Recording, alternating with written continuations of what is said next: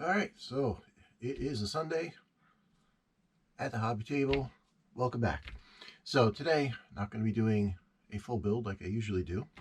Actually, this is a kit I had already built off camera. I know it sounds like cheating, but circumstances as they were in terms of getting the basement back together and the hobby area, which probably tired of hearing me talk about at this point. But yeah, so the hobby area was not quite back in place. So I had done this guy, this Master Grade 3.0 Gundam RX78 from Bandai. Saw this kit at Hobby Lobby on one of their 40% off sales. It is the original Gundam in terms of Gundam lore. So out the door it went and into building. Now, I wasn't planning on doing a build video for this kit, being that I had just done 2 other Gundam builds while the hobby area was out of commission. But I was so impressed with this kit, I wanted to just give a post-build discussion about it. So that's what I'm going to do. And when I come right back, we will look at the number of sprues, and the engineering in this thing is it's pretty incredible. So, and that's why I want to just highlight it quickly. So that's what we're going to do today. In the meantime, as always, thank you for watching. Please do like, share, subscribe, hit the alert, you know, all that good YouTube stuff, as I tend to say. So I said it again. Anyway, all right, so let me get the camera off that mount and we will take a look at this guy and the engineering magnificence that goes into this kit. And that's not hyperbole. It really is an incredible build. So enough talking, let's get to it. Okay, so here we are, the usual view, over counter onto the table. Wow, it's hard to believe it has been almost 6 months since I've been able to be at the table and film this way. So, boy, that feels good. All right, so let's get to it. As I said, this is the Bandai version 3.0 Master Grade RX78 Gundam. Here he is, all built up. Hopefully the camera's catching. I did put one of the LED in there to light up his eyes and the top camera, but we'll talk about that in a moment. So if you're familiar with some of the other Gundam builds I've done on the channel, or with Gundam builds in general, you know, they come in several different grades. High grade being the simplest at what would be, in terms of Gundam world, at 1/144 scale. Then you have master grades at 1/100 scale with more detail, more functionality into the kit. And then you go up to the perfect grade at 1/60th scale, which is about twice the size of one of these guys. Absolutely massive and just beyond impressive. So this is one of the master grade kits.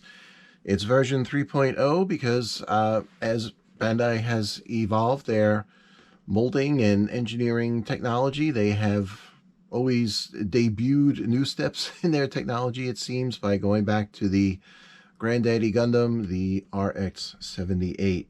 So for this version 3.0, they went back to this, and boy, oh boy, they outdid themselves. Now, in terms of building, you know, it is builds like any other Gundam. We have some information in the instruction booklet, sprue layout. This kit is very impressive. There's 398 pieces into building this kit. There are some leftovers, but in terms of actually building, excluding those pieces, you will be handling about 390 parts to get this completed kit. So it is a pretty in-depth build.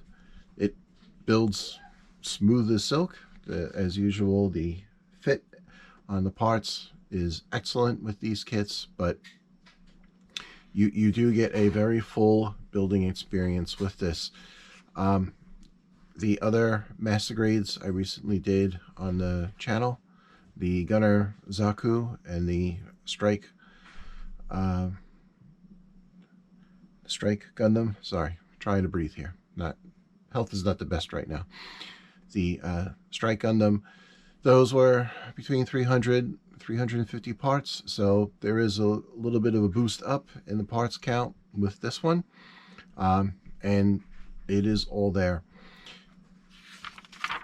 Building it, typical Gundam assembly, you know, they lay out the sprues for each part that you do. The assembly is all modular: torso, arms, legs, head.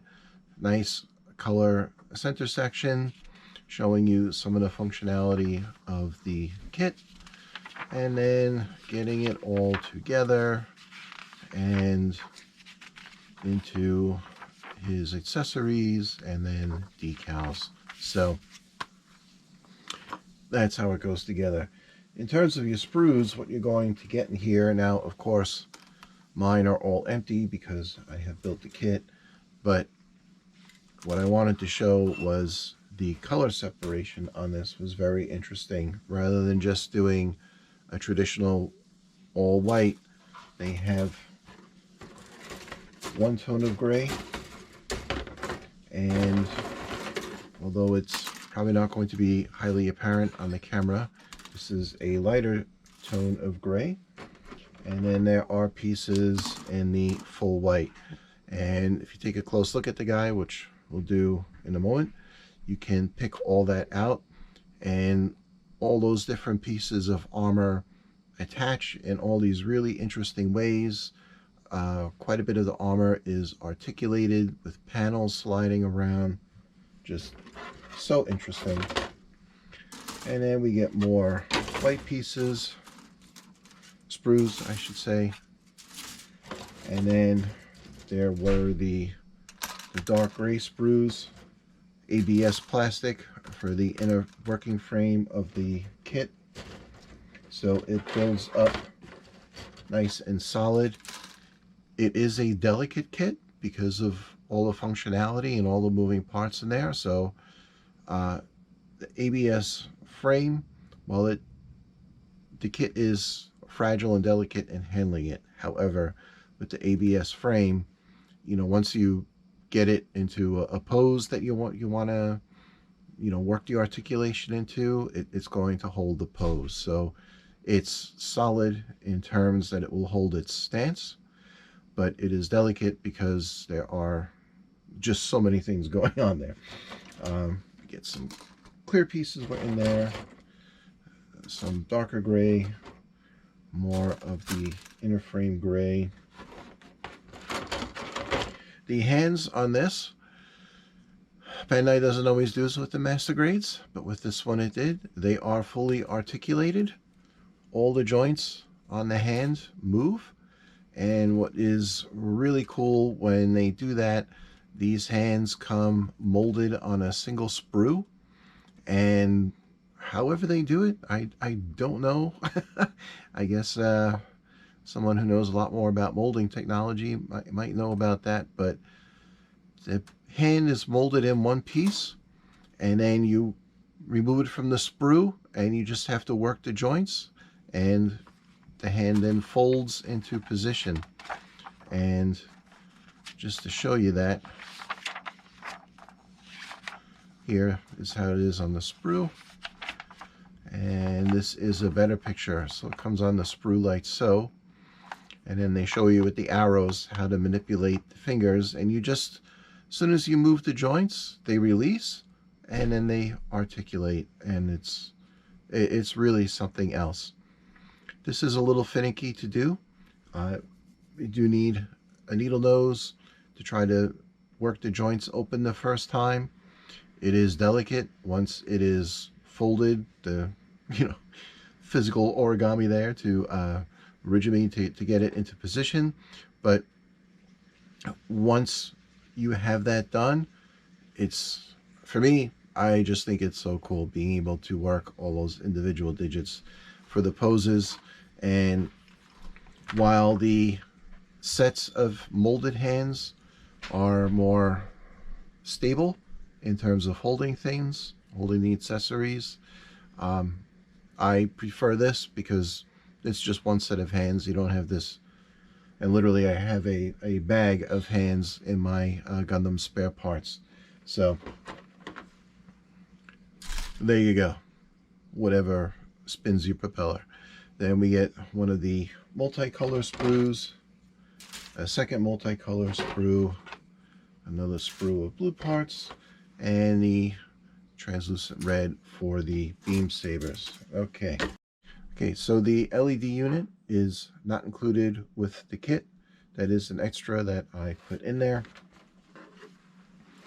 But when you are done, you will also have, or I should say, the kit comes with this pretty exhaustive collection of decals, of which you can see I have only used a few.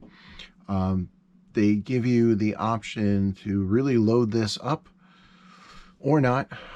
Visually, from the detailing, there is a lot going on just in its basic build. I don't like to have too much visual clutter, so I just used a few decals to bring a little highlighting to certain things. Otherwise, I left it as was. And these metallic decals were to highlight certain areas of the joints. I don't know how well these would actually work. It seemed like it may be problematic to me having these near areas of articulation, because if the decal comes loose, it's going to jam up the joint. So I bought a set of metallic Sharpies and just colored the pieces, because there's not a whole lot that you see of them, but I wanted that highlighting in there. They are the vinyl self-adhesive, which I have to admit I would have much preferred water slides and or dry rub, but they went with these. I do find it a bit of a curious decision on Bandai's part, because after all the meticulous attention they put into the detailing and the design of the kit, that they then opted to give you these self-adhesive decals, which are not terrible, but in terms of decals, this is the bottom of the food chain. Water slides are much better. The dry rub, in my opinion, really worked the best with these Gundam kits. But in any event, on lighter color plastic, certainly white and the gray tones, these work out, well enough. You really won't see the carrier film on particularly the red and the blue. You will see the background film, and to try to trim these down to get just to the print portion of the decal, good luck on that. So it is what it is. Okay, now let's take a look at our guy,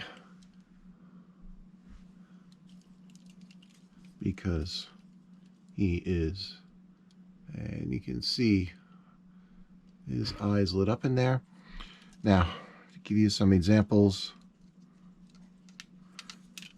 his big boomer there plugs into his back, but if you watch the leg armor here, how everything opens up as it folds. You get an opening here, an opening here.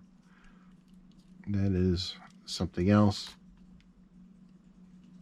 Those are for his beam sabers. Those are supposed to be loose. With his arm, on the back of his arm,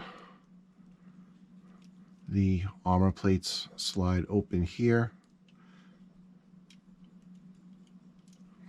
There are those hands holding on to his other armament.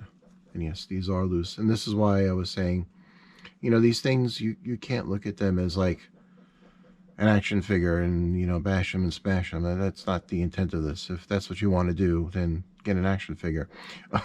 You know, these are meant to be built, and part of the enjoyment afterwards is working them into a pose, which, depending on the pose you want to do, can actually take a little bit of time.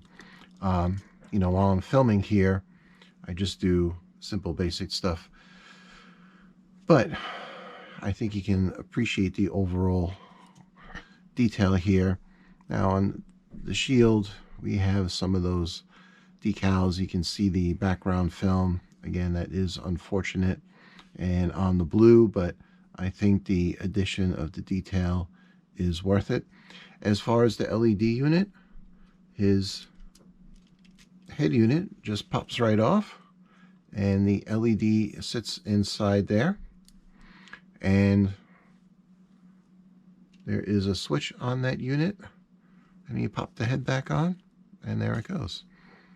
His head is quite maneuverable, which for a lot of Gundams, head movement is rather restricted, but for this guy, it moves around just fine.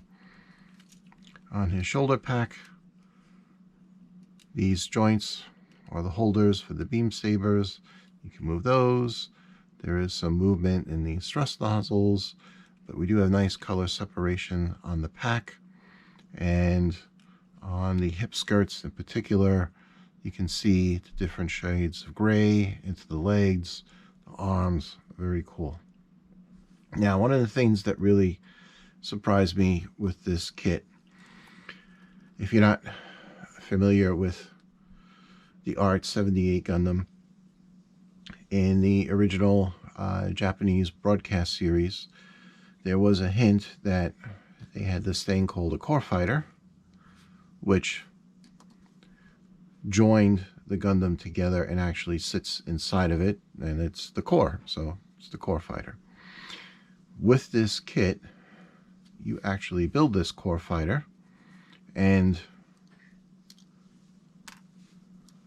to show you how wild this gets, so you can see it's a rather small assembly, but this whole thing can fold up. These wings go on, you slide that in, the whole thing folds shut, and you can separate the Gundam at the middle, put this in there, and then close the Gundam up around it. Now they give you a substitute piece, which they aptly call a core block. And I have that in there right now because when this is in there, the LED will not fit for the lights, and I wanted the lights in there. Plus, this is a neat little thing to have on display on the side. But that's some interesting engineering, how that all goes together.